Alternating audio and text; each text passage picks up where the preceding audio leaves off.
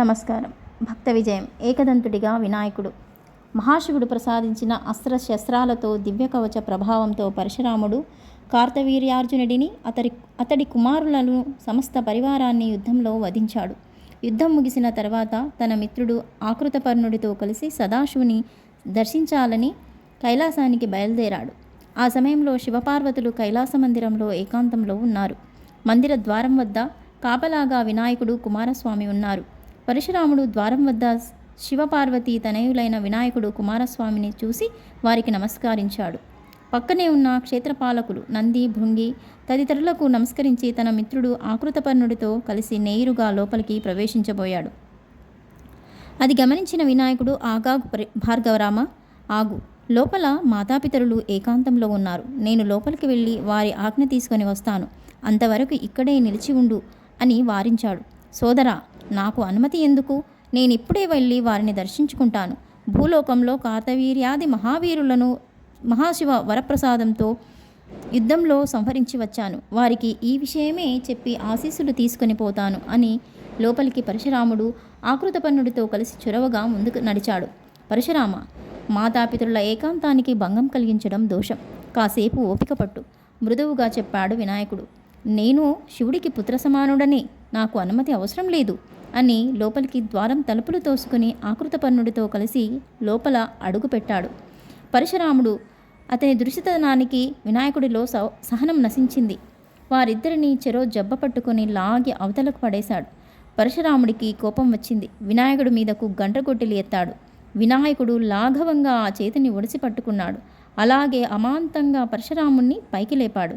తనతో పాటే 7 ఊర్ధ్వలోకాలకు, ఆ తర్వాత 7 అధోలోకాలకు తిప్పాడు. అక్కడి నుంచి మళ్ళీ ఊర్ధ్వలోకాలకు తీసుకుపోయి ఒక సరోవరంలో విసిరేశాడు. పరశురాముడు భయభ్రాంతుడయ్యాడు. తనను రక్షించమంటూ వినాయకుడిని వేడుకున్నాడు. జాలి తలచిన వినాయకుడు అతడిని తిరిగి కైలాస ద్వారం ముందుకు తీసుకువచ్చి విడిచిపెట్టాడు. ఊపిరి పీల్చుకున్నాడు.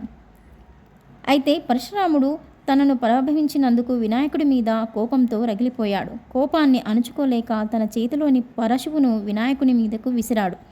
పరశురాముడి చేతిలోని పరశువు అజేయమైనది. పరమేశ్వరుడు స్వయంగా అనుగ్రహించిన ఆయుధం అది. దానికి తిరుగులేదు.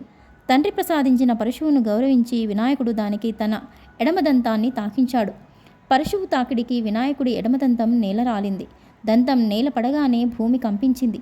దంతం నుంచి కారిన రక్తంతో నేల తడిసింది.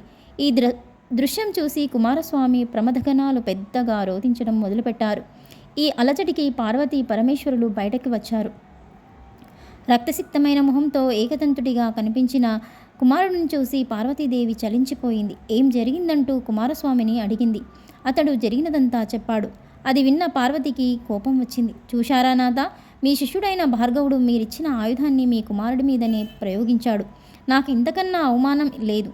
నేనే నా తనయులను తీసుకుని మా పుట్టింటికి పోతాను అని కోపంగా పలికి రుసరుస లోపలికి పోయింది. ఆమె మాటలు విన్న పరమశివుడు సంధానకర్తలైన రాధాకృష్ణులను స్మరించాడు.